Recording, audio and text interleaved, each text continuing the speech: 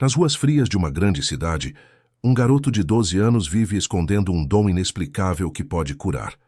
Tudo muda quando ele transforma a vida de um milionário paralítico com um simples toque, mas o que parecia um milagre logo se transforma em disputa, quando ganância e fé colidem em uma batalha silenciosa.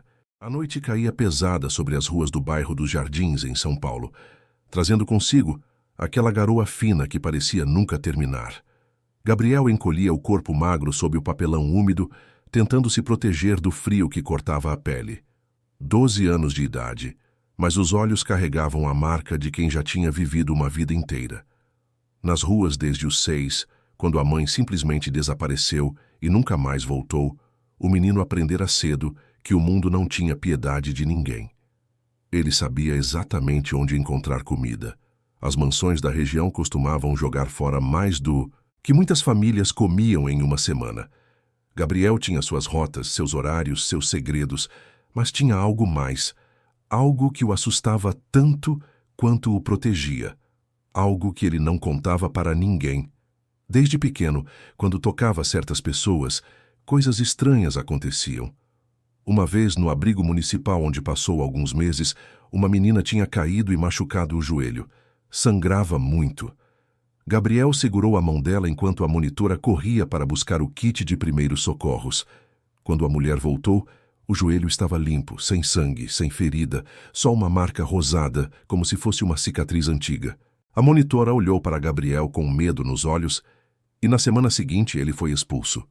Disseram que ele era coisa do demônio, que trazia má sorte, que não era normal. Depois disso, Gabriel aprendeu a esconder o que acontecia. Quando tocava alguém e sentia aquele calor subindo pelos braços, aquela sensação de que algo saía dele e entrava na outra pessoa, ele se afastava depressa. Fingia que não tinha sido nada, mas sabia, sempre sabia quando acontecia, e não entendia. Não entendia nada. Só sabia que não podia contar. Nunca mais. Naquela noite, a fome apertava mais forte que o frio. Gabriel tinha passado o dia todo catando latinhas, mas o dinheiro mal deu para um pão amanhecido. Ele precisava de algo melhor. Foi então que se lembrou da mansão da esquina da rua Gabriel Monteiro da Silva.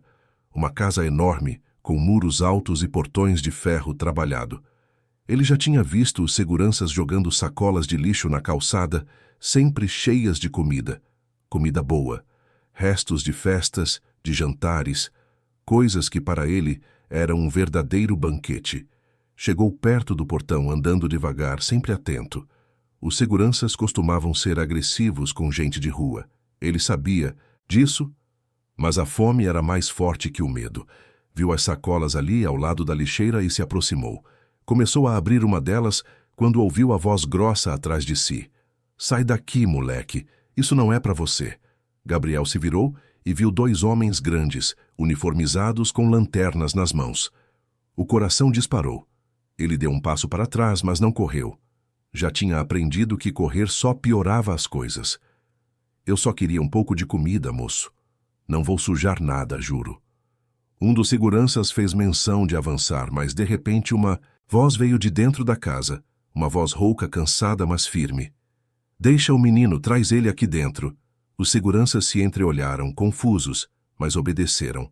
Um deles fez um sinal para Gabriel. "Vamos, entra. O doutor Henrique quer falar com você." Gabriel hesitou. Entrar numa casa assim? Ele não era bobo. Sabia que coisas ruins podiam acontecer quando pessoas ricas se interessavam por crianças de rua. Mas a curiosidade foi mais forte, e de alguma forma, ele sentiu que devia entrar. Como se algo o puxasse para dentro daquela casa. A mansão por dentro era ainda mais impressionante do que ele imaginava. Lustres enormes pendiam do teto, quadros nas paredes, móveis que pareciam de museu. Gabriel nunca tinha visto tanta riqueza junta. Seus pés descalços e sujos deixaram marcas no piso de mármore, e ele sentiu vergonha. Quis sair correndo, mas os seguranças o guiaram até uma sala enorme, com uma lareira acesa e uma poltrona de couro no centro. Naquela poltrona estava um homem de uns 50 anos, cabelos grisalhos, rosto marcado por rugas de amargura.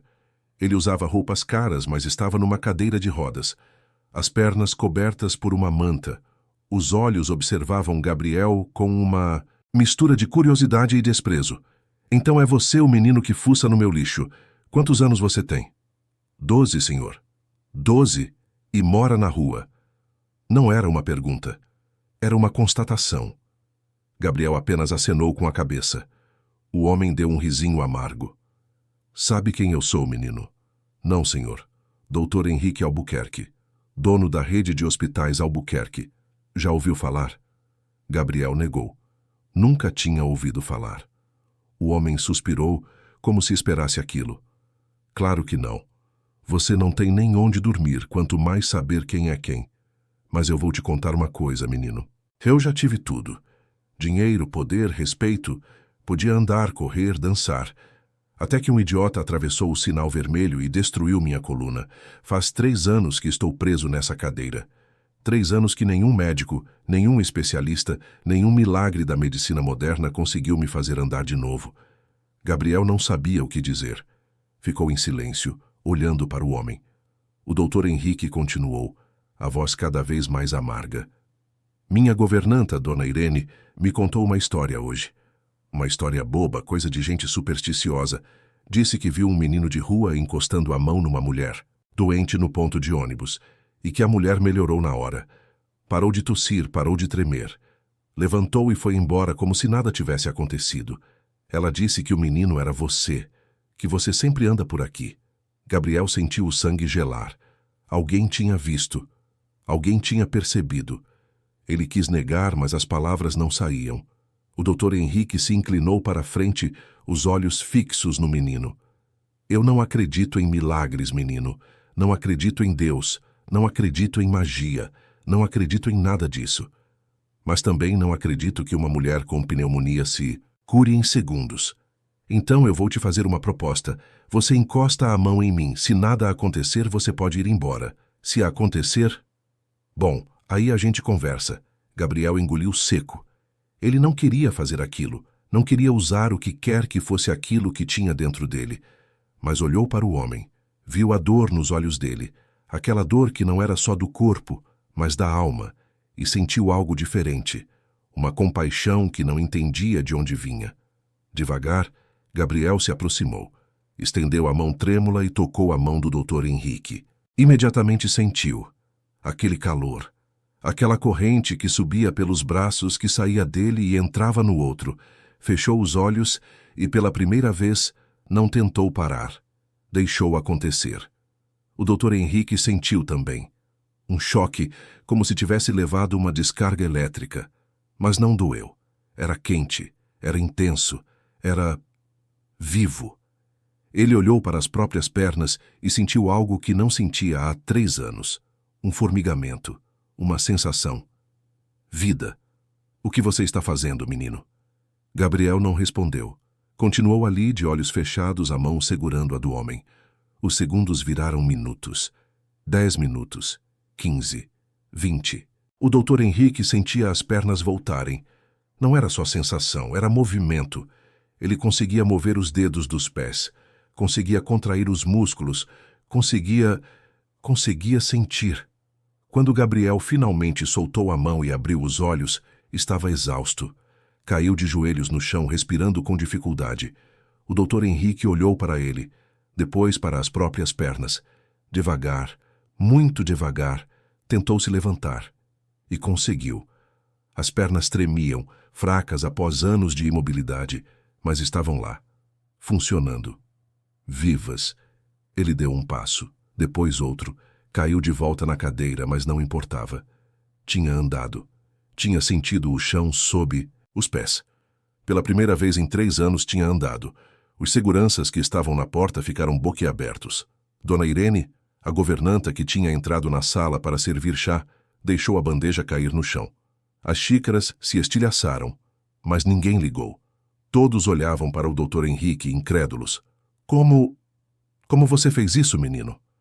Gabriel ainda estava no chão, tentando recuperar o fôlego. Olhou para o homem com aqueles olhos inocentes, cheios de pureza, e disse baixinho: Não fui eu, senhor, é Deus. Ele que faz. Eu sou só Sou só um canal. Não sei explicar direito. Só sei que quando eu toco ele age. Mas não é sempre. E eu não escolho. Ele é quem escolhe. O Dr. Henrique ficou em silêncio por um longo momento, processando o que tinha acontecido.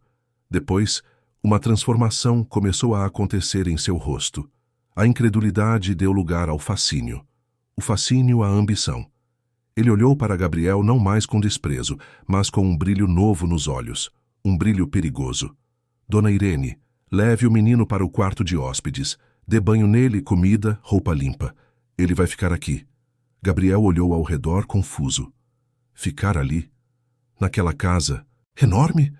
Mas o senhor, eu não... Não discute, menino. Você acabou de me dar minhas pernas de volta.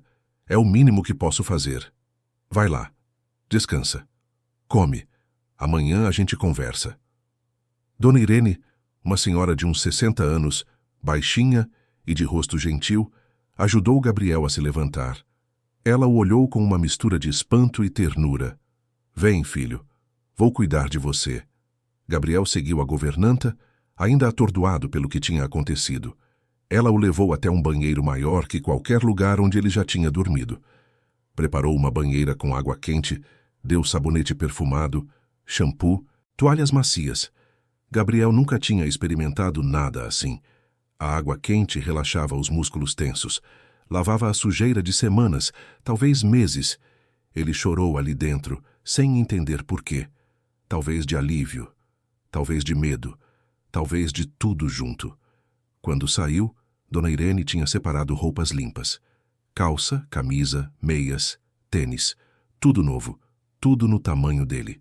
Ela o vestiu com cuidado, como uma mãe veste um filho. Depois o levou até a cozinha. Come, meu filho, come à vontade. Havia comida sobre a mesa. Arroz, feijão, bife, salada, suco. Gabriel comeu como nunca tinha comido na vida. Cada garfada era uma bênção. Cada gole de suco era um milagre. Dona Irene ficou ali observando, com lágrimas nos olhos. Quando ele terminou, ela o levou até um quarto no segundo andar. Uma cama enorme, com lençóis brancos e travesseiros fofos. Gabriel olhou aquilo como se fosse um sonho. Pode dormir aqui, filho. Amanhã a gente vê o que vai acontecer.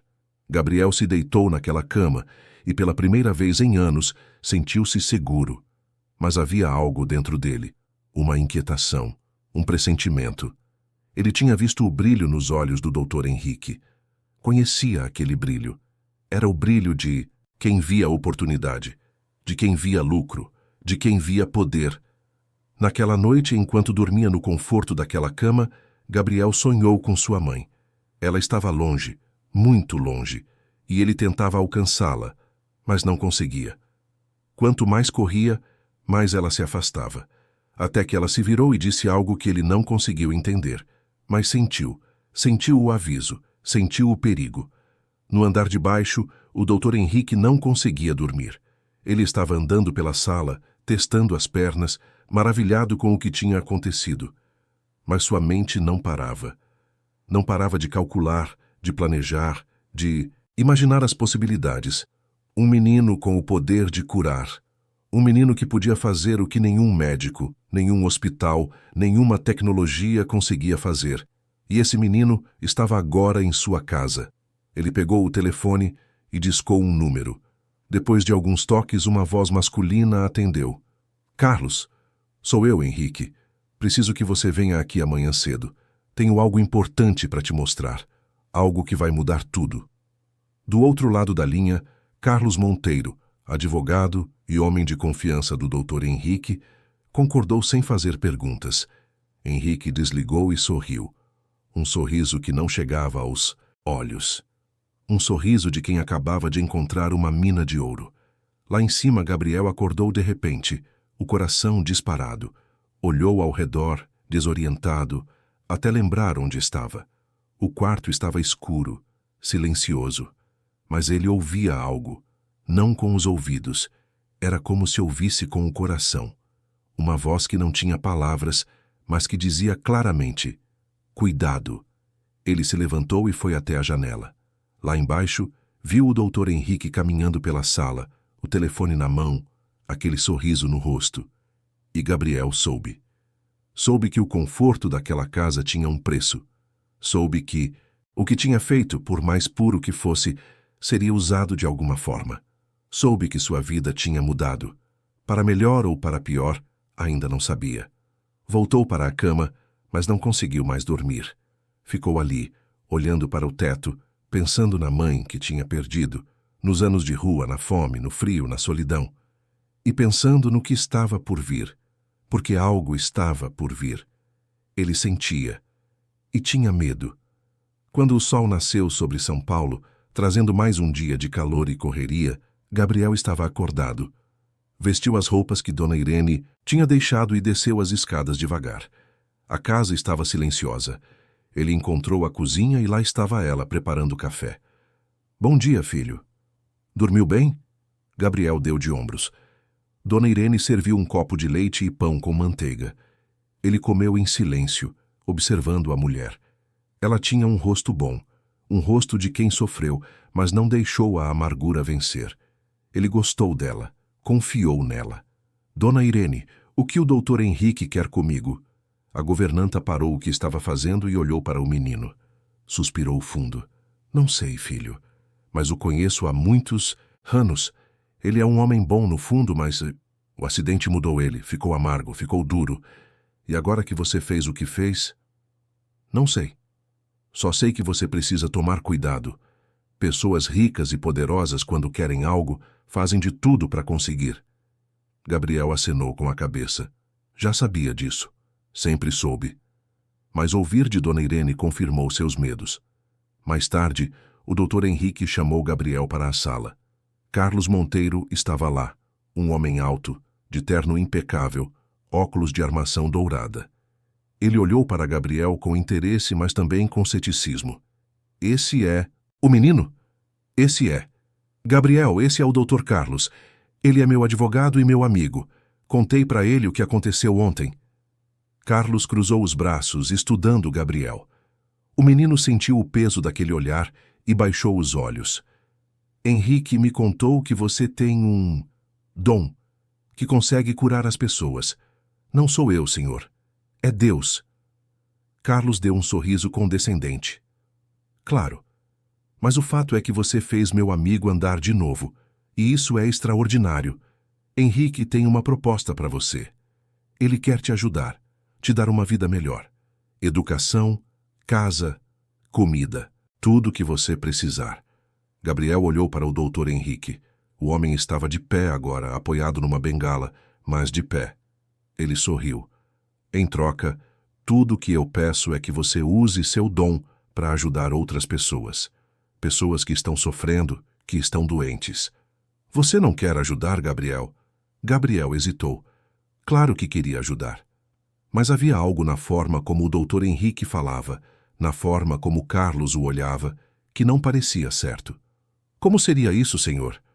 Bem, você viria comigo aos hospitais. Tocaria nas pessoas que estão doentes. E elas ficariam boas. Simples assim. E o que o senhor ganha com isso?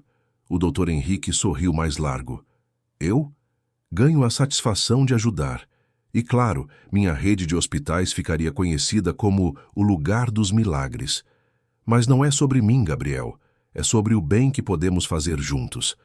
Gabriel olhou para Dona Irene, que estava parada na porta da sala, as mãos entrelaçadas, o rosto preocupado. Depois olhou de volta para o doutor Henrique. E se eu não quiser? O sorriso do doutor Henrique desapareceu. Carlos se adiantou. Gabriel, você é uma criança de rua, sem família, sem documentos, sem nada. O doutor Henrique está te oferecendo uma chance que muitos matariam para ter. Seria muito burrice recusar. Não estou recusando, só estou perguntando. Houve um silêncio tenso. O doutor Henrique recuperou a compostura e voltou a sorrir, mas era um sorriso frio agora. Claro, Gabriel, você tem escolha. Sempre tem escolha. Mas pensa no seguinte, aqui você tem tudo, lá fora tem nada. É só isso. Gabriel sentiu a ameaça velada. Não era mais uma proposta, era uma imposição. Ele olhou para as próprias mãos, aquelas mãos pequenas e magras que tinham feito um homem andar de novo, e sentiu um peso enorme. Um peso que não deveria existir em um menino de 12 anos. Posso pensar? O Dr. Henrique acenou com a cabeça. Claro, pensa, mas não demora muito. Oportunidades assim não duram para sempre. Gabriel saiu da sala e subiu correndo para o quarto. Fechou a porta e se jogou na cama, o coração batendo forte. Ele tinha medo, muito medo. Porque sabia que, fizesse o que fizesse, sua vida nunca mais seria a mesma. E que o dom que tinha, aquele dom que não entendia, aquele dom que vinha de Deus, estava prestes a ser usado de uma forma que não era certa. Ele sentia isso. Sentia no fundo da alma. E não sabia o que fazer. Se esta história te interessou, não se esqueça de se inscrever no nosso canal e diga-nos de que cidade você está assistindo, continuando. Os dias seguintes na mansão foram estranhos para Gabriel. Ele tinha tudo o que sempre sonhou. Comida farta, cama macia, roupas limpas, banho quente, mas nada daquilo trazia paz. O Dr. Henrique ficava cada vez mais insistente, pressionando Gabriel a aceitar sua proposta. Carlos Monteiro aparecia todos os dias com novos argumentos, novos planos, sempre, com aquele sorriso frio que não chegava aos olhos. Gabriel tentava se manter firme, mas era difícil. Ele era apenas um menino que tinha vivido na rua, que tinha passado fome, que tinha dormido no frio, e agora tinha tudo. Como recusar? Como voltar para a rua quando conhecia o conforto? Mas toda vez que pensava em aceitar, sentia aquele aperto no peito, aquela voz silenciosa que dizia não. Dona Irene percebia o conflito do menino. Ela tentava protegê-lo como podia, ficando por perto, quando o Dr. Henrique chamava Gabriel para conversar, servindo chá e biscoitos para quebrar a tensão, encontrando desculpas para tirar o menino daquelas reuniões que mais pareciam interrogatórios. Mas ela era só uma empregada. Não tinha poder para mudar nada. Uma manhã, o Dr. Henrique reuniu Gabriel, Carlos e mais 3 homens na sala. Eram empresários, Gabriel percebeu pelos ternos caros e pelos relógios de ouro nos pulsos. Eles olhavam para ele como se fosse uma mercadoria. Gabriel, esses são meus sócios. Eles também acreditam no potencial do seu dom. Queremos fazer uma demonstração. Trazer algumas pessoas doentes aqui, você toca nelas, elas melhoram e pronto. Vamos documentar tudo. Vídeos, fotos, depoimentos. Vai ser incrível. Gabriel sentiu o estômago revirar. Aquilo não estava certo. Não era para aquilo que o dom existia. Ele sabia disso. Sentia isso.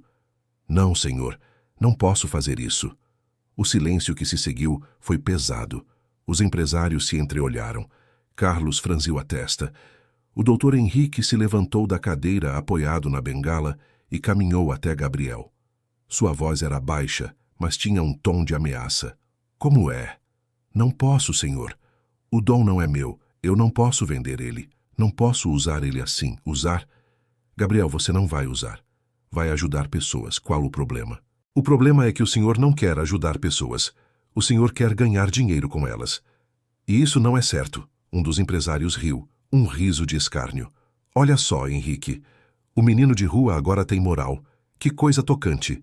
Gabriel se virou para o homem, os olhos cheios de uma determinação que não combinava com sua idade. Eu sempre tive moral, senhor. O senhor é que perdeu a sua. O empresário ficou vermelho de raiva. Carlos se adiantou, colocando a mão no ombro de Gabriel com força. Você está esquecendo com quem está falando, menino. Essas pessoas podem te dar tudo ou te tirar tudo. Escolhe bem suas palavras. Gabriel se soltou da mão de Carlos, o coração batendo forte, mas a voz firme. Eu não quero nada que venha de gente assim. Prefiro voltar para a rua. O Dr. Henrique respirou fundo, tentando controlar a raiva. Fez um sinal para os empresários. Vamos conversar lá fora. Gabriel, você fica aqui e pensa melhor no que está fazendo. Os homens saíram da sala, mas Gabriel ouviu as vozes deles no corredor. Estavam discutindo. O Dr. Henrique estava furioso, os outros também. Ouviu palavras como ingrato, perdido, oportunidade, desperdiçada. E então ouviu algo que gelou seu sangue. Se ele não quer cooperar de boa, vamos ter que encontrar outra forma. Crianças de rua somem todo dia e ninguém liga. Podemos mantê-lo aqui, controlado. Ele vai fazer o que a gente mandar. Gabriel não esperou para ouvir mais. Correu até o quarto, pegou os tênis que Dona Irene tinha dado e voltou correndo pelas escadas. Tinha que sair dali. Tinha que fugir. Passou pela cozinha, viu Dona Irene e parou. Dona Irene, eu vou embora. Obrigado por tudo. A governanta largou o que estava fazendo e segurou o braço do menino. O que aconteceu, filho? Eles querem me usar. E eu não vou deixar. Vou voltar para a rua. Dona Irene olhou para Gabriel com lágrimas nos olhos. Ela sabia que aquilo ia acontecer. Conhecia o patrão bem demais. Espera, Gabriel. Deixa eu te ajudar. Eu tenho uma casa pequena no Ipiranga. Você pode ficar lá comigo. Não precisa voltar para a rua. Gabriel hesitou. Queria aceitar. Queria muito. Mas tinha medo de colocar Dona Irene em perigo. E se eles vierem atrás de mim? E se fizerem mal para a senhora? Dona Irene sorriu, um sorriso triste, mas determinado. Deixa eu me preocupar com isso. Você me salvou, Gabriel. Não foi com as mãos, mas salvou. Me fez lembrar que ainda existe bondade no mundo. Agora deixa eu te salvar também. Antes que Gabriel pudesse responder, ouviram passos vindo do corredor. O doutor Henrique estava voltando. Dona Irene agarrou a mão do menino e o puxou para a porta dos fundos. Vai pela cozinha. Sai pelo portão de serviço. Espera eu no ponto de ônibus da esquina. Vou sair daqui em 2 horas, quando meu turno acabar. Me espera lá. Gabriel acenou e correu. Saiu pela porta dos fundos, atravessou o jardim e pulou o muro baixo que dava para uma rua lateral. Ouviu gritos atrás de si, os seguranças deviam ter percebido. Mas ele era rápido. Conhecia as ruas como a palma da mão. Correu por becos, vielas, atalhos que só quem vive na rua conhece. Até que teve certeza de que não estava sendo seguido. Parou numa praça ofegante, o coração disparado. Olhou ao redor. Estava de volta às ruas, de volta à realidade. Mas agora era diferente. Agora ele sabia que havia pessoas procurando por ele, pessoas poderosas, pessoas perigosas. Passou as próximas 2 horas escondido, embaixo da marquise de uma loja fechada, observando a rua, atento a qualquer movimento suspeito. Quando chegou a hora, foi até o ponto de ônibus. Dona Irene chegou poucos minutos depois, carregando uma sacola. Vem, filho. Vamos para casa. Pegaram o ônibus lotado. Gabriel sentado ao lado da janela, observando a cidade passar. São Paulo era enorme, caótica, barulhenta, mas era sua casa. Era onde tinha crescido, onde tinha aprendido a sobreviver, e de alguma forma aquilo o acalmava. A casa de Dona Irene era simples. 2 quartos pequenos, sala, cozinha, banheiro. Mas estava limpa, organizada, cheia daquele cheiro de casa de verdade. Gabriel nunca tinha sentido aquele cheiro antes. Não conseguia explicar o que era, mas sabia que era especial. Esse vai ser seu quarto, Gabriel. Era do meu filho, mas ele mora longe agora. Trabalha em Minas Gerais. Pode usar à vontade. Gabriel entrou no quarto. Tinha uma cama de solteiro, um armário velho, uma escrivaninha, alguns pôsteres de bandas nas paredes. Era simples, mas era mais do que ele jamais teve. Dona Irene, a senhora tem certeza? E se o doutor Henrique descobrir? Deixa ele descobrir. Eu trabalhei para ele por 15 anos. Nunca roubei nada. Nunca fiz nada errado. Se ele quiser me mandar embora por ajudar uma criança, que mande. Eu arranjo outro emprego. Gabriel sentiu os olhos encherem de lágrimas. Pela primeira vez na vida, alguém estava escolhendo ele. Não por causa do dom, não por interesse, mas porque se importava de verdade. Obrigado, Dona Irene. A senhora não sabe o que isso significa para mim. A governanta abraçou o menino e ele se deixou abraçar. Chorou ali, nos braços daquela mulher que mal conhecia, mas que já amava como se fosse sua mãe. Chorou pela mãe que perdeu, pela vida que teve, pelo medo que sentia. E chorou também de alívio, por ter encontrado finalmente um lar. Os dias seguintes foram tranquilos. Gabriel ajudava Dona Irene com as tarefas da casa, ia ao mercado com ela, aprendia a cozinhar. Ela o matriculou numa escola pública do bairro e, pela primeira vez, ele começou a estudar de verdade. Era difícil. Ele não sabia ler direito, mal sabia fazer contas. Mas tentava. E aos poucos foi aprendendo. Mas a paz não durou muito. Uma manhã, enquanto assistia televisão com Dona Irene, Gabriel viu algo que fez seu sangue gelar. Na tela, uma mulher de jaleco, branco, cabelos presos num coque severo, falava para um repórter. Ela tinha um semblante sério, quase cruel. O caso do menino que supostamente curou o Dr. Henrique Albuquerque é uma fraude. Meus estudos comprovam que o garoto usou drogas alucinógenas para manipular a percepção do paciente. Não houve cura real. Foi tudo uma farsa, provavelmente orquestrada por pessoas inescrupulosas que queriam extorquir dinheiro da família Albuquerque. O repórter fez mais perguntas e a médica continuou. Cada palavra uma facada no coração de Gabriel. Esse menino é perigoso. Ele precisa ser internado e avaliado psiquiatricamente. A justiça já foi acionada. Estamos tomando as medidas cabíveis. Dona Irene desligou a televisão, o rosto pálido. Meu Deus, isso é armação. Eu vi o que você fez, Gabriel.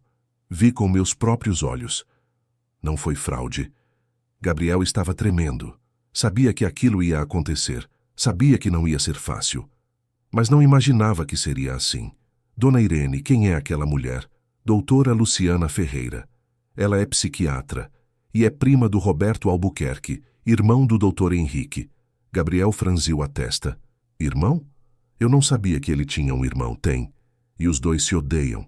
Brigaram pela herança do pai há anos. Roberto sempre quis que o Henrique ficasse na cadeira de rodas, porque assim ele não conseguiria administrar os hospitais direito.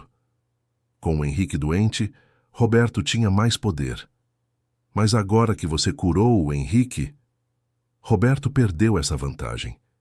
Então ela está mentindo para ajudar o Roberto? Exatamente. E vai usar você para destruir o Henrique. Gabriel sentiu a cabeça girar. Estava no meio de uma briga entre irmãos. Uma briga de ricos e poderosos. E ele, um menino de rua, não tinha como se defender. 2 dias depois, a polícia bateu na porta da casa de Dona Irene. Tinham uma ordem judicial. Gabriel seria internado numa clínica psiquiátrica para avaliação. Dona Irene tentou argumentar, tentou impedir, mas não adiantou. A ordem vinha de um juiz. Não tinha o que fazer. Gabriel foi levado. Ele não resistiu. Sabia que não adiantaria. Olhou para Dona Irene pela janela da viatura, viu ela chorando na calçada e sentiu como se estivesse perdendo a mãe de novo.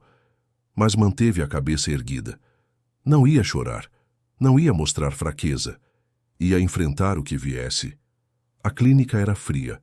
Paredes brancas, cheiro de desinfetante, luz fluorescente que doía nos olhos. Gabriel foi colocado num quarto pequeno, com uma cama, uma mesa e uma janela com grades. Tiraram suas roupas e deram um pijama azul claro. Tiraram seus pertences, incluindo um crucifixo pequeno que Dona Irene tinha dado. Ele era só um número agora. Paciente 342. A doutora Luciana veio no primeiro dia.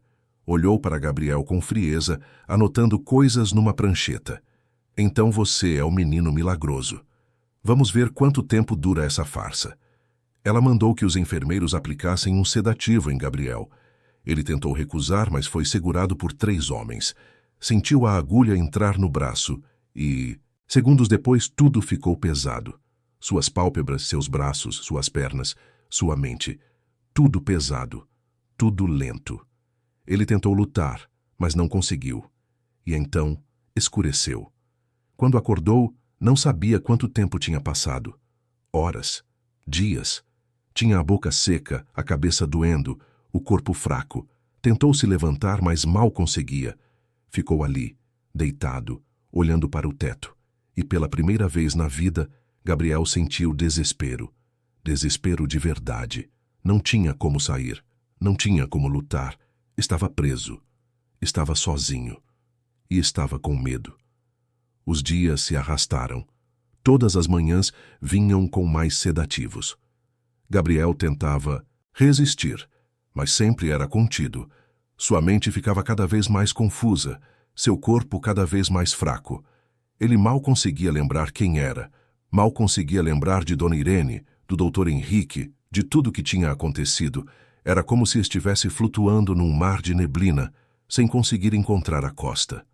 Mas havia uma enfermeira, uma jovem de uns 25 anos, cabelos castanhos presos num rabo de cavalo, olhos gentis.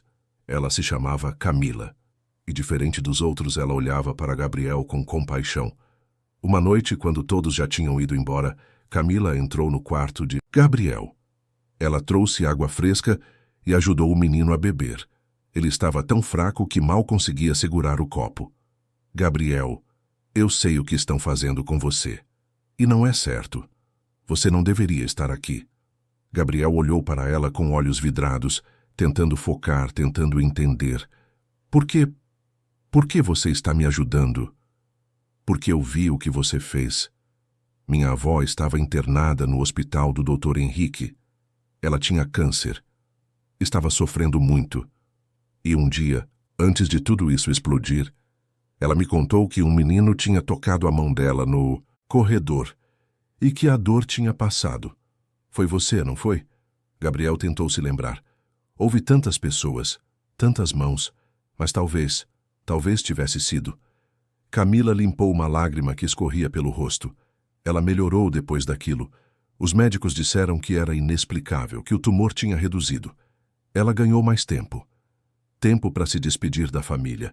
Tempo para fazer as pazes com coisas do passado. Você deu isso para ela, Gabriel. E eu nunca vou esquecer. Gabriel sentiu algo acordar dentro dele. Uma fagulha. Pequena, mas estava lá. Você vai me ajudar? Camila acenou com a cabeça. Vou, mas preciso ser cuidadosa. A doutora Luciana tem olhos em todo lugar. Mas vou reduzir suas doses aos poucos. E vou coletar provas do que ela está fazendo. Porque isso não é tratamento. Isso é tortura. E alguém precisa parar ela. Nos dias seguintes, Camila cumpriu sua promessa.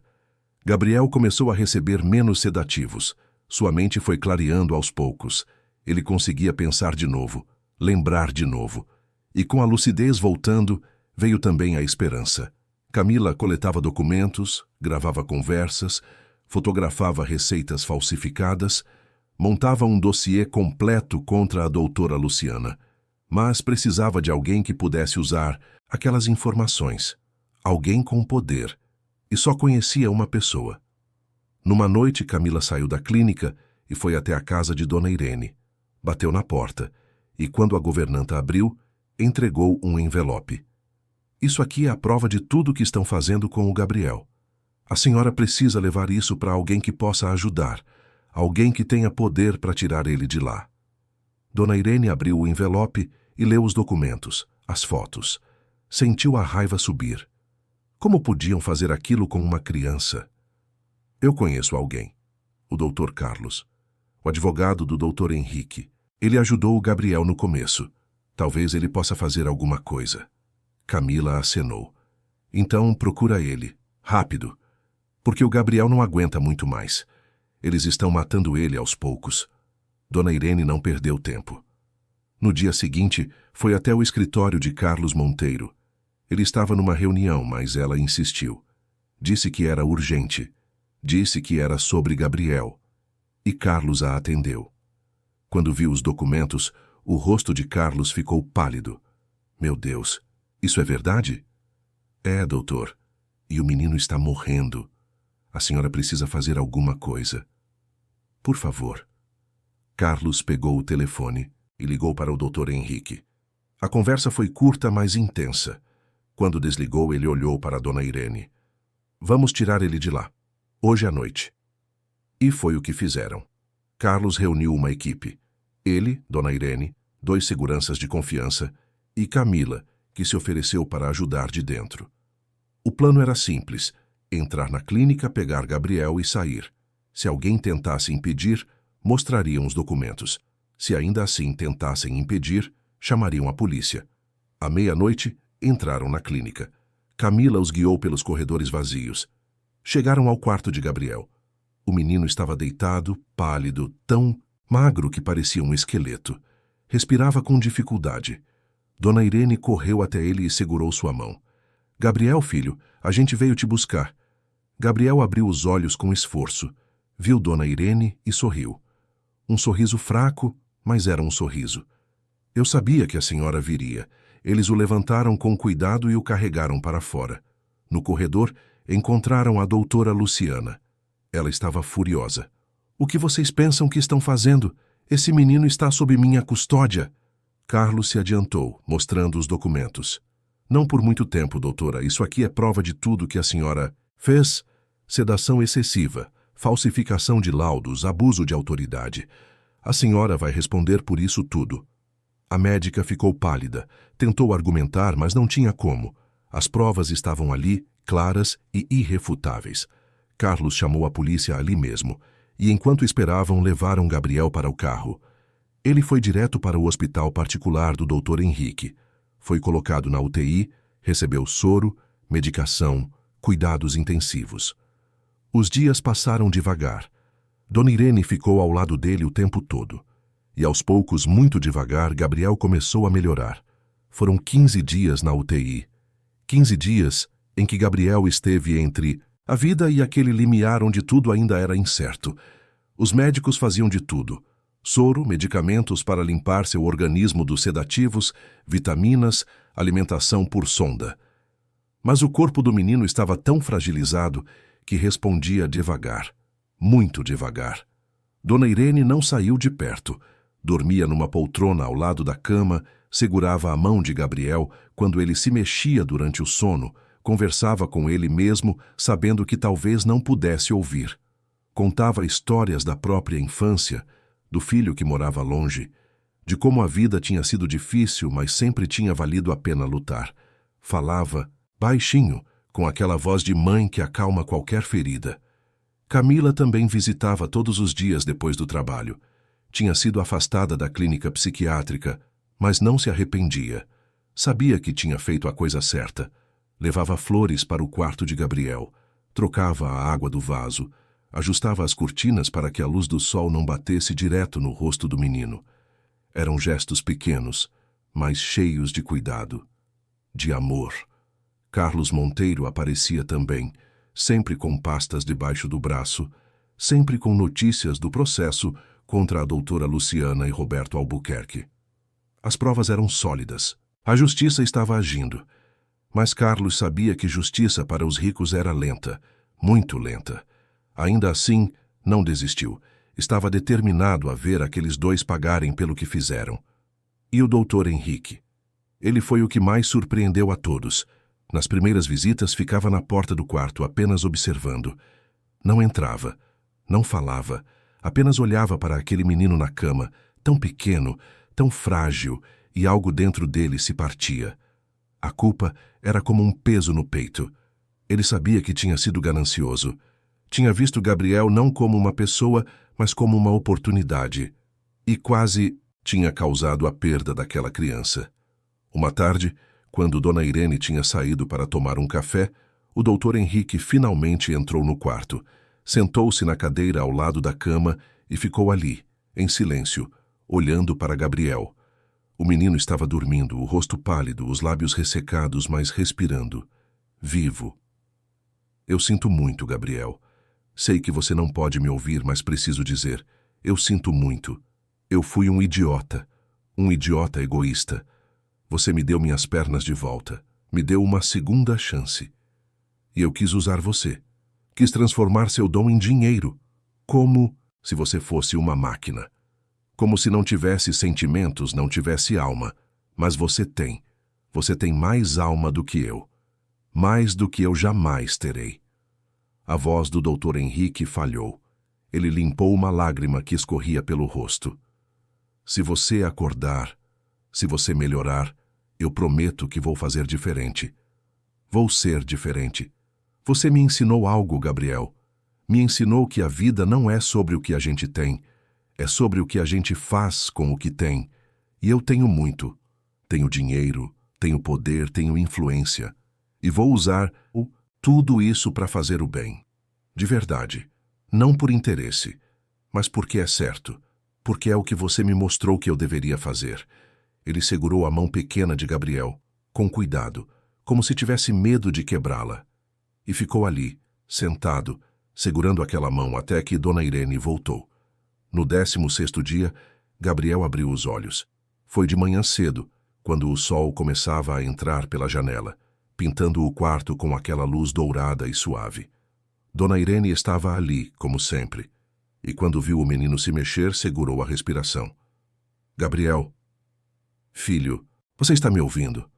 Gabriel virou a cabeça devagar, os olhos focando no rosto da mulher, e sorriu.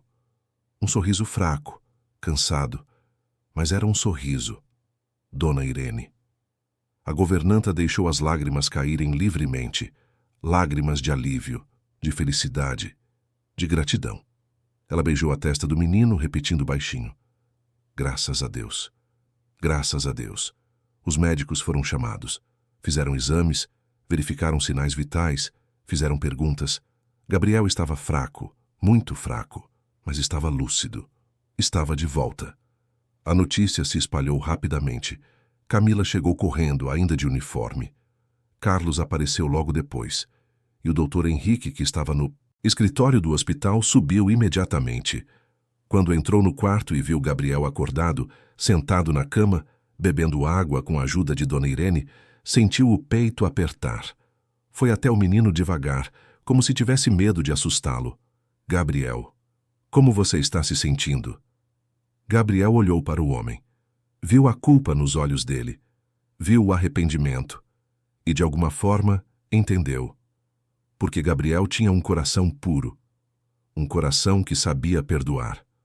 Estou melhor, doutor Henrique. Obrigado por me ajudar. O doutor Henrique sentou-se na beirada da cama, a voz embargada. Não. Sou eu quem tem que agradecer e pedir perdão por tudo. Eu fui terrível com você. Quis usar seu dom para ganhar dinheiro. Esqueci que você era uma criança. Esqueci que você era uma pessoa. E por causa disso, você quase morreu. Eu nunca vou me perdoar por isso. Gabriel estendeu a mão e tocou o braço do homem. Mas eu perdoo. Eu perdoo o Senhor, porque todo mundo erra. E todo mundo merece uma segunda chance. O doutor Henrique não conseguiu segurar as lágrimas. Chorou ali, na frente de todos, sem vergonha, sem esconder. Chorou pelos erros que cometeu, pela ganância que quase destruiu uma vida, pela lição que aquele menino lhe ensinou. E chorou também de gratidão, porque Gabriel estava vivo e estava perdoando. A recuperação foi lenta, mas constante. Gabriel passou mais 2 semanas no hospital. Aos poucos, foi ganhando peso, recuperando forças. Dona Irene trazia comida caseira, aquelas comidas que só mãe sabe fazer. Arroz com feijão, frango assado, purê de batata, suco de laranja fresco. E Gabriel comia tudo, saboreando cada garfada, agradecendo por estar vivo. Enquanto isso, lá fora, a justiça avançava. A doutora Luciana Ferreira foi presa. As provas contra ela eram irrefutáveis. Sedação excessiva, falsificação de laudos médicos, abuso de autoridade. Ela tentou alegar que estava agindo em legítima defesa da sociedade, que Gabriel era perigoso. Mas ninguém acreditou. As provas mostravam a verdade. Ela tinha agido por dinheiro. Dinheiro de Roberto Albuquerque. Roberto também foi investigado. A conspiração veio à tona. Ele tinha pago a prima para desacreditar Gabriel e, consequentemente, prejudicar o irmão Henrique. Queria que Henrique voltasse à cadeira de rodas. Queria que ele perdesse o controle dos hospitais. Era uma briga de poder. E Gabriel tinha sido apenas uma peça num jogo cruel. Mas o jogo tinha acabado. Roberto foi preso. A mídia cobriu tudo. O escândalo foi enorme. A família Albuquerque, tão respeitada em São Paulo, estava manchada. Mas, estranhamente, isso não incomodou o doutor Henrique. Ele tinha mudado. Não ligava mais para a reputação ou status. Ligava apenas para fazer o certo. Quando Gabriel finalmente recebeu alta, o doutor Henrique o chamou para uma conversa. Estavam na sala de estar da mansão. Gabriel tinha voltado a morar com Dona Irene, mas aceitou ir até lá para conversar. Gabriel, eu quero fazer algo por você. Algo de verdade, não por interesse, mas porque eu quero. Quero te adotar, oficialmente. Quero que você seja meu filho. Não para substituir ninguém, não para apagar seu passado, mas para te dar um futuro. um futuro de verdade. Gabriel olhou para o homem surpreso. O senhor quer me adotar? Quero. Se você aceitar, claro. Sei que não mereço. Sei que fui terrível com você. Mas estou mudado, Gabriel, você me mudou. E quero ter a chance de ser o pai que você merece. Ou pelo menos tentar. Gabriel pensou por um momento. Olhou para Dona Irene, que estava sentada ao lado dele. Ela sorriu e acenou com a cabeça. Se é isso que você quer, filho, eu apoio. O Dr. Henrique errou, mas está tentando consertar. E todo mundo merece essa chance. Gabriel olhou de volta para o Dr. Henrique e sorriu. Eu aceito, mas com uma condição. Qual? Que a Dona Irene more aqui também. Ela é como uma mãe para mim. Não posso viver sem ela. O Dr. Henrique sorriu, um sorriso verdadeiro dessa vez. Claro, ela é bem-vinda. Na verdade, eu ia propor isso também. Dona Irene não é mais minha empregada. É parte da família. Dona Irene limpou as lágrimas, emocionada. E assim, naquela tarde de sol em São Paulo, uma nova família nasceu. Não uma família perfeita, mas uma família de verdade, construída sobre erros, perdão e amor. Os meses que se seguiram foram de transformação. O Dr. Henrique cumpriu sua promessa. Ele não voltou a pressionar Gabriel para usar seu dom. Na verdade, Gabriel nunca mais usou. Aquela fase tinha acabado. O menino crescia, estudava, se desenvolvia. E o Dr. Henrique descobriu que ser pai era muito mais gratificante do que ser rico. Mas Henrique não parou por aí. Ele olhou ao redor e viu quantas crianças viviam nas ruas de São Paulo. Quantas passavam fome, frio, medo. Quantas não tinham ninguém. E decidiu fazer algo a respeito. Ele criou uma fundação. Não um abrigo comum, daqueles onde as crianças ficavam por alguns dias e depois voltavam para a rua. Mas lares permanentes. Casas de verdade, com estrutura, com psicólogos, educadores, professores. Lugares onde as crianças podiam ficar até se tornarem adultos, até aprenderem uma profissão, até estarem prontos para viver sozinhos. A primeira casa foi inaugurada 6 meses depois da adoção de Gabriel. Era na Vila Mariana, um sobrado grande e aconchegante. Tinha capacidade para 20 crianças. Gabriel esteve lá no dia da inauguração. Conheceu cada criança, conversou com cada uma, ouviu suas histórias. E de alguma forma se conectou com todas, porque Gabriel entendia. Entendia o que era não ter ninguém. Entendia o que era ter fome, ter frio, ter medo. E agora, com uma família, com uma casa, com segurança, ele queria ajudar. Queria fazer pelos outros o que tinham feito por ele. Nos anos seguintes, mais casas foram abertas. 10, 20, 50. A fundação cresceu. E Gabriel estava sempre presente. Ele visitava as casas, conhecia as crianças, conversava com os educadores. Tornou-se uma presença constante, um símbolo de esperança. Para as crianças, ele era mais do que o filho do Dr. Henrique. Era alguém como elas, alguém que tinha vivido o que elas viviam, e que tinha conseguido sair, que tinha conseguido ter uma vida melhor. Gabriel nunca mais realizou curas físicas, mas descobriu que tinha outro dom, o dom de ouvir, de acolher, de entender. Ele sabia quando uma criança estava triste, mesmo que ela sorrisse. Sabia quando alguém precisava de um abraço, de uma palavra, de um silêncio. E estava sempre lá, sempre disponível, sempre presente. Com 15 anos, Gabriel era um jovem respeitado. Estudava numa boa escola, tirava boas notas, tinha amigos. Mas sua paixão eram as crianças da fundação. Ele passava os fins de semana nas casas, ajudando com lições de casa, organizando brincadeiras, conversando. Era amado por todas. Chamavam ele de irmão, de amigo, de guia. Alguns, os mais novos, chamavam ele de pai.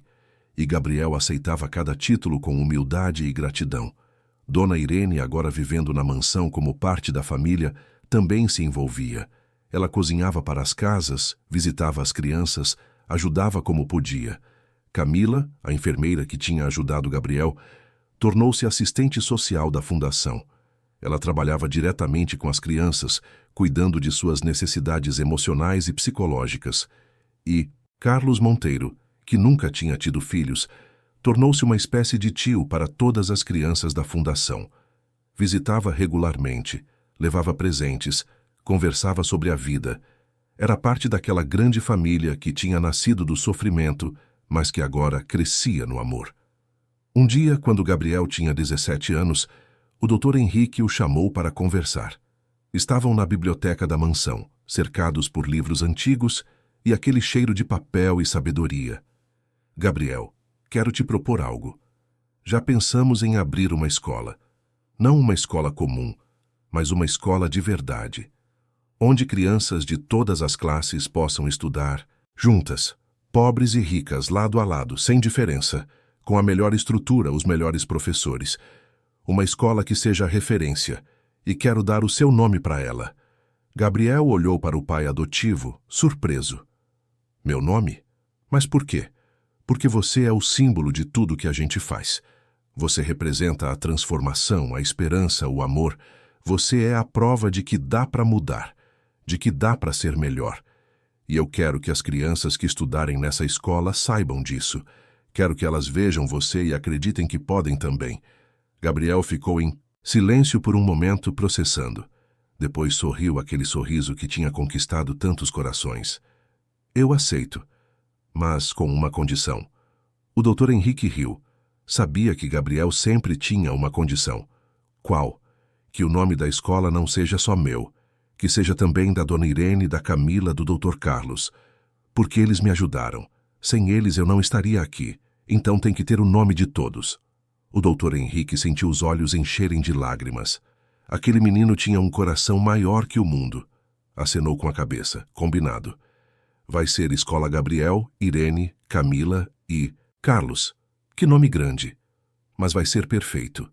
A escola foi construída. Levou 2 anos. Mas quando ficou pronta, era um sonho realizado. Um prédio moderno, com salas amplas, biblioteca enorme, laboratórios, quadras esportivas, área verde. Tudo pensado para proporcionar a melhor educação possível. No dia da inauguração, havia centenas de pessoas, jornalistas, autoridades, famílias e, claro, as crianças da fundação. Elas estavam na primeira fila, vestidas com seus uniformes novos, os olhos brilhando de emoção. Gabriel fez um discurso, breve, mas emocionante. Falou sobre sua trajetória, sobre as pessoas que o ajudaram, sobre a importância de acreditar. E terminou com uma frase que ficaria marcada para sempre.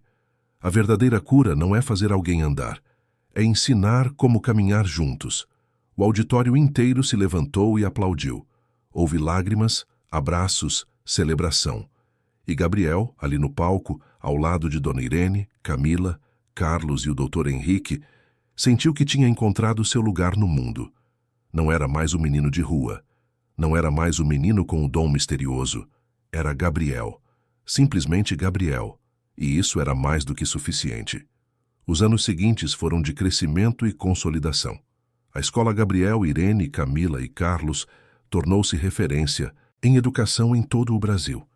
Crianças de todas as classes sociais estudavam ali lado a lado. Não havia diferença entre quem pagava e quem tinha bolsa integral. Todos usavam o mesmo uniforme, tinham os mesmos professores, as mesmas oportunidades.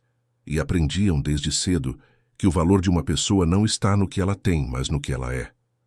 Gabriel, agora com 20 anos, cursava psicologia na universidade.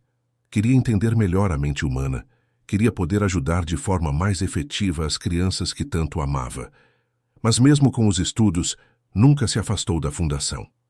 Todas as semanas visitava as casas, conversava com as crianças, participava das atividades. Era uma presença constante, um porto seguro para quem precisasse. E elas precisavam. Muitas chegavam com traumas profundos. Abuso, abandono, violência. Vinham das ruas, de famílias destruídas, de situações que nenhuma criança deveria viver. Mas ali, nas casas da fundação, encontravam algo diferente. Encontravam amor. Encontravam respeito. Encontravam a chance de serem crianças de novo. Gabriel tinha um jeito especial com elas. Sabia ouvir sem julgar. Sabia acolher sem pressionar, sabia estar presente sem invadir. E as crianças sentiam isso, confiavam nele, abriam seus corações. E aos poucos, muito, devagar começavam a se curar. Não uma cura física, como aquela que Gabriel tinha feito anos atrás, mas uma cura muito mais profunda. A cura da alma. Havia uma menina em especial. Chamava-se Júlia. Tinha 8 anos quando chegou na fundação. Havia passado por coisas terríveis nas ruas. Não falava com ninguém, não sorria, não brincava.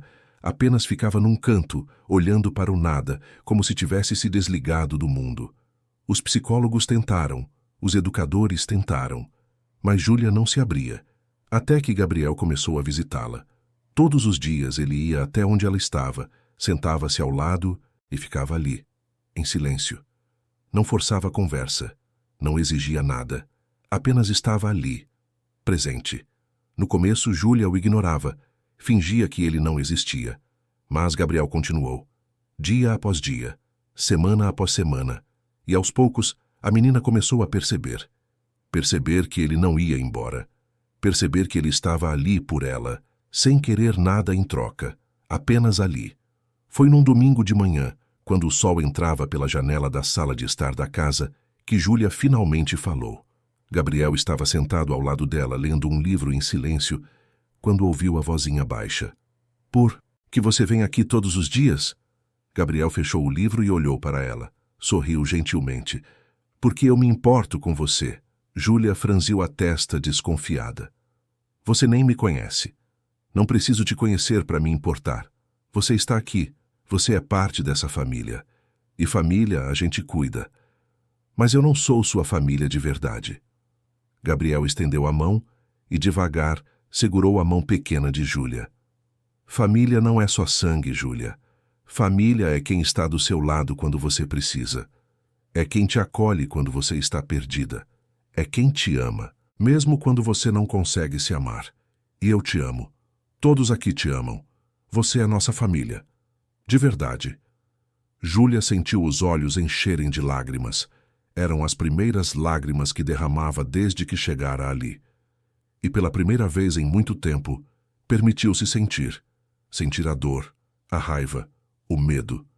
Mas também sentir o amor, o cuidado, a esperança.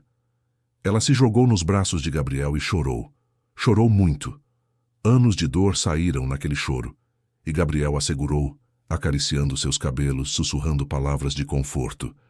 Não tentou parar o choro. Apenas deixou que ela sentisse, porque às vezes a cura começa justamente aí, na permissão para sentir. Depois daquele dia, Júlia começou a se abrir. Devagar, mas começou. Falava mais, sorria mais, brincava com as outras crianças.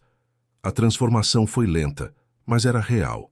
E Gabriel estava lá em cada passo, incentivando, apoiando, amando. Anos mais tarde, quando Júlia tinha 15 anos, ela escreveu uma carta para Gabriel, uma carta que ele guardaria para sempre. Querido Gabriel, eu quero que você saiba que você me salvou. Não porque tocou em mim e me curou de alguma doença, mas porque ficou, porque não desistiu, porque me mostrou que eu era amada mesmo quando eu não conseguia me amar. Você me ensinou que a vida pode ser boa, que as pessoas podem ser boas e que eu mereço ser feliz. Obrigada por ter sido meu irmão, meu amigo, meu guia. Obrigada por ter me ensinado a caminhar de novo. Te amo. Gabriel chorou quando leu aquela carta. Chorou de emoção, de gratidão, de realização. Porque percebeu que aquilo era seu verdadeiro dom. Não fazer feridas desaparecerem, mas fazer corações se curarem. E isso era muito mais poderoso. Enquanto isso, o Dr. Henrique envelhecia. Ele tinha, agora 60 anos, os cabelos completamente brancos, o corpo mais devagar, mas o coração em paz. Olhava para tudo que tinha construído com Gabriel e sentia orgulho. Mas mais do que isso, sentia gratidão. Gratidão por aquele menino ter aparecido em sua vida, por ter transformado não só suas pernas, mas sua alma. Numa tarde, ele chamou Gabriel, Dona Irene, Camila e Carlos para uma reunião. Todos sentaram-se na sala, curiosos. Eu os reuni aqui porque quero compartilhar uma decisão. Eu estou velho. Não tanto quanto parece, mas sinto que já fiz o que tinha que fazer e quero garantir que tudo o que construímos continue. Então criei um fundo vitalício para a fundação. É dinheiro suficiente para manter todas as casas, a escola e os projetos por gerações. Mesmo quando eu não estiver mais aqui, tudo vai continuar. Dona Irene segurou a mão dele, os olhos marejados. Henrique, você ainda tem muito tempo pela frente. O Dr. Henrique sorriu. Eu sei, Irene, mas é bom se preparar. E eu quero que vocês saibam que estou em paz, porque sei que o legado que deixo não é de dinheiro ou de poder, é de amor, é de transformação. E isso ninguém pode tirar. Gabriel se levantou e abraçou o pai adotivo. E ali, naquele abraço, passaram-se anos de história. Anos de erros, de perdão, de crescimento. Anos de uma jornada que tinha começado com um menino de rua buscando comida no lixo e que agora culminava numa família unida, num legado de esperança. Os anos continuaram passando. Gabriel se formou em psicologia e começou a trabalhar oficialmente na fundação. Não como voluntário, mas como coordenador. Ele gerenciava as casas, supervisionava os educadores, atendia as crianças. E fazia tudo com a mesma dedicação e amor de sempre. Júlia, a menina que ele tinha ajudado, cresceu e tornou-se uma jovem linda e forte. Ela decidiu cursar serviço social e voltar para trabalhar na fundação também. Queria ajudar outras crianças como ela tinha sido ajudada. Queria ser para alguém o que Gabriel tinha sido para ela. A fundação cresceu ainda mais. Havia agora mais de 100 casas espalhadas por São Paulo e outras cidades. Milhares de crianças tinham passado por ali. Muitas tinham se formado, arrumado empregos, constituído famílias, e todas carregavam consigo a lição que tinham aprendido. O amor transforma. Dona Irene, agora com 75 anos, decidiu se aposentar do trabalho ativo, mas não abandonou a fundação. Ela continuava visitando as casas, conversando com as crianças, cozinhando suas receitas especiais. Era a avó de todas, e era amada incondicionalmente. Camila, que tinha sido a enfermeira corajosa que salvou Gabriel da clínica, tornou-se diretora de assistência social da fundação. Ela gerenciava todas as áreas de saúde mental e emocional, e era excelente no que fazia. Sua empatia e dedicação inspiravam todos ao redor. Carlos Monteiro, mesmo com seus 68 anos, continuava ativo. Ele gerenciava a parte jurídica da fundação, garantia que tudo estivesse em ordem, protegia as crianças de qualquer ameaça legal. E nas horas vagas visitava as casas, contava histórias, fazia as crianças rirem. Era o tio que todos queriam ter. Num dia chuvoso de junho, o Dr. Henrique reuniu todos para uma última conversa. Ele estava mais frágil, o corpo cansado de tanto viver. Mas o olhar ainda tinha aquele brilho de quem fez as pazes com a vida. Quero que vocês saibam que eu sou o homem mais feliz do mundo. Não pelo dinheiro que tive, não pelo poder que alcancei, mas pela família que encontrei. Vocês são minha maior conquista. E, Gabriel, você é meu maior orgulho. Você me ensinou o que significa ser humano. Me ensinou que a verdadeira riqueza está em amar. E eu te amo, filho, mais do que palavras podem expressar.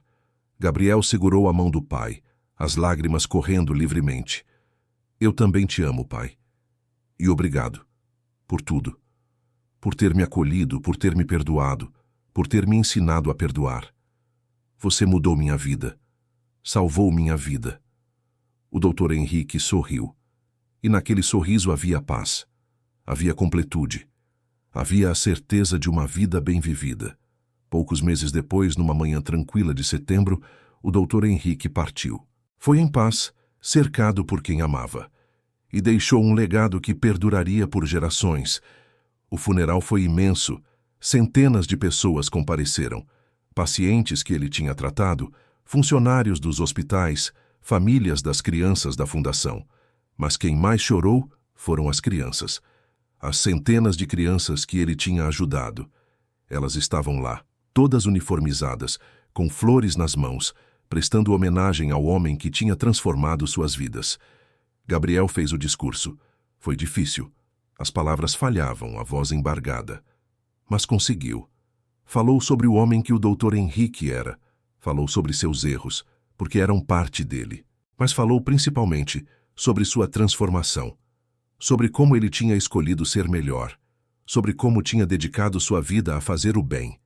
E no final, Gabriel disse algo que resumia tudo. Meu pai me ensinou que nunca é tarde para mudar, que nunca é tarde para escolher o amor, e que o verdadeiro legado de uma pessoa não está no que ela acumula, mas no que ela doa. Ele doou tudo, seu tempo, seu dinheiro, seu coração, e por isso ele nunca vai morrer, porque ele vive em cada criança que passou por aqui, em cada vida que ele tocou, em cada sorriso que ele ajudou a criar. Obrigado, pai, por tudo. Os anos seguintes foram de continuidade. Gabriel assumiu a presidência da fundação. Continuou o trabalho do pai com a mesma dedicação. A fundação cresceu ainda mais, alcançando outras cidades, outros estados, e sempre mantendo a essência: amor, respeito, dignidade. Júlia tornou-se mão direita de Gabriel. Trabalhavam juntos todos os dias, cuidando das crianças, resolvendo problemas, sonhando novos projetos. E entre eles floresceu algo mais. Uma amizade profunda que, com o tempo, transformou-se em amor. Um amor puro, construído sobre respeito e admiração mútua. Eles se casaram numa cerimônia simples, na capela da primeira casa da fundação. Todas as crianças estavam lá. Dona Irene chorou de emoção. Camila e Carlos foram os padrinhos. E enquanto trocavam votos, Gabriel e Júlia sabiam que estavam construindo não apenas uma família, mas continuando um legado. Um legado de amor que tinha começado anos atrás, com um menino de rua e seu dom misterioso. Gabriel nunca mais usou aquele dom, nunca mais tocou alguém e fez uma doença desaparecer. Mas todos os dias ele usava seu verdadeiro dom, o dom de amar, de acolher, de transformar. E esse dom era infinitamente mais poderoso. As crianças da fundação cresciam e se transformavam em adultos responsáveis, éticos, amorosos. Muitos voltavam para trabalhar na fundação. Outros seguiam carreiras diferentes, mas sempre mantinham o vínculo, sempre lembravam de onde vieram e sempre passavam adiante o amor que tinham recebido. Dona Irene, já com 82 anos, continuava sendo a avó de todos, mais devagar, mais frágil, mas com o mesmo coração enorme. Ela sentava-se nas varandas das casas e contava histórias para as crianças. Histórias de Gabriel, do Dr. Henrique, de como tudo começou. E as crianças ouviam, fascinadas, aprendendo que de onde vem não importa. Importa para onde se vai. Camila e Carlos também envelheciam, mas continuavam ativos. Ela com seus projetos de saúde mental. Ele com sua proteção jurídica. Eram pilares da fundação. E eram amados por todos. Numa tarde de dezembro, 25 anos depois daquele dia em que Gabriel tinha entrado pela primeira vez na mansão do Dr. Henrique, ele estava sentado na varanda da primeira casa da fundação. Júlia estava ao seu lado, grávida do primeiro filho. Eles observavam as crianças brincando no jardim. Risos, correria, alegria pura. Gabriel olhou para a esposa e sorriu. Às vezes eu penso em tudo o que aconteceu, em como minha vida mudou e fico maravilhado, porque eu era um menino de rua, sem nada, sem ninguém. E agora eu tenho tudo. Não dinheiro, mas amor, família, propósito. Júlia segurou a mão dele, entrelaçando os dedos. Você sabe o que é mais incrível? É que você não mudou só a sua vida. Você mudou a vida de milhares de pessoas e vai continuar mudando, porque o amor se multiplica. Cada criança que passa por aqui leva um pouco desse amor e passa para frente. E assim a corrente nunca se quebra. Gabriel pensou nisso. A corrente do amor, iniciada por um dom que ele nunca entendeu completamente, mas que o levou a descobrir seu verdadeiro propósito: não curar corpos, mas curar almas, restaurar dignidades, plantar esperanças. Naquele momento, uma das crianças veio correndo até ele. Era um menino de uns 7 anos, cabelos despenteados, olhos brilhantes. Tio Gabriel, você pode brincar com a gente? Gabriel sorriu e se levantou. Claro, Vamos lá. E foi. Correu com as crianças, brincou, riu. E naqueles momentos simples encontrou a verdadeira felicidade. Porque entendeu que a vida não é sobre grandes gestos. É sobre os pequenos momentos. As pequenas gentilezas. Os pequenos amores que, somados, criam algo imenso. E assim Gabriel viveu. Não como o menino milagroso, não como aquele que fazia andar, mas como aquele que ensinava a caminhar. Juntos, sempre juntos, porque é assim que a vida deve ser. Uma jornada compartilhada, onde ninguém fica para trás, onde todos têm valor, onde todos são amados. Os anos continuaram. Gabriel e Júlia tiveram 3 filhos. Criaram eles com os mesmos valores que tinham aprendido: amor, respeito, compaixão. E os filhos cresceram vendo o trabalho dos pais, vendo a dedicação, vendo o impacto. E decidiram, cada um, à sua maneira, continuar o legado. A fundação ultrapassou a marca de 200 casas. Eram mais de 5.000 crianças acolhidas simultaneamente, e incontáveis que já tinham passado por ali e construído suas vidas. O impacto era mensurável em números, mas era imensurável em corações transformados. Dona Irene partiu aos 87 anos. Foi em paz, dormindo, com um sorriso no rosto. Seu funeral foi lindo. Centenas de pessoas que ela tinha ajudado, cuidado, amado. E todas tinham uma história, uma lembrança, uma lição que ela tinha ensinado. Ela foi enterrada ao lado do Dr. Henrique, como era seu desejo. E Gabriel, ao ver os 2 túmulos lado a lado, soube que eles estavam juntos, cuidando de todos do alto, como sempre fizeram. Camila continuou trabalhando até os 70 anos.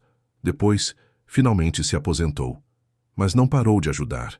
Continuou visitando, aconselhando, amando. Era uma inspiração para todos. E quando partiu, aos 81 anos, deixou um vazio. Mas também deixou um legado de empatia e dedicação que nunca seria esquecido. Carlos viveu até os 92 anos. Trabalhou até os últimos dias. Dizia que não sabia fazer outra coisa senão cuidar das crianças. E quando, finalmente, partiu, foi com a certeza de uma vida bem vivida, de uma vida dedicada ao que realmente importa. Gabriel, agora com 60 anos, continuava à frente da fundação. Mais devagar, mais cansado, mas com a mesma paixão. Júlia ao seu lado, sempre. Os filhos já adultos trabalhando também. E os netos começando a aparecer. A família crescia, o amor se multiplicava. Num dia comum, sem nada de especial, Gabriel estava sentado em seu escritório na fundação quando recebeu uma visita inesperada. Era uma mulher de uns 40 anos, bem vestida, sorriso gentil. Gabriel, eu não sei se você se lembra de mim. Meu nome é Carolina. Eu passei por uma das casas da fundação quando tinha 10 anos. Gabriel olhou para ela, tentando lembrar. Eram tantas crianças, tantos rostos. Desculpa, mas não estou lembrando. Carolina sorriu sem se ofender. Tudo bem, era para você esquecer mesmo. Eu fui só mais uma entre milhares. Mas você não esqueceu de mim. Você me acolheu, me ouviu, me fez sentir que eu importava. E eu quero que você saiba que eu me tornei médica por causa de você. Porque você me mostrou que cuidar das pessoas é o que dá sentido à vida. Eu vim aqui hoje para agradecer. E para dizer que vou abrir uma clínica popular para ajudar quem não pode pagar. Porque foi isso que você me ensinou. A passar para frente o amor que recebi. Gabriel sentiu os olhos encherem de lágrimas. Aquilo era tudo. Era por isso que vivia. Por esses momentos. Por saber que o amor estava se multiplicando. Que a corrente continuava. Carolina, você não tem noção do que suas palavras significam para mim.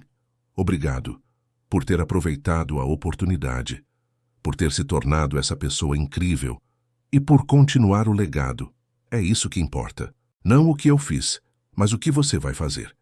Eles conversaram por horas. Carolina contou sua história, seus desafios, suas vitórias.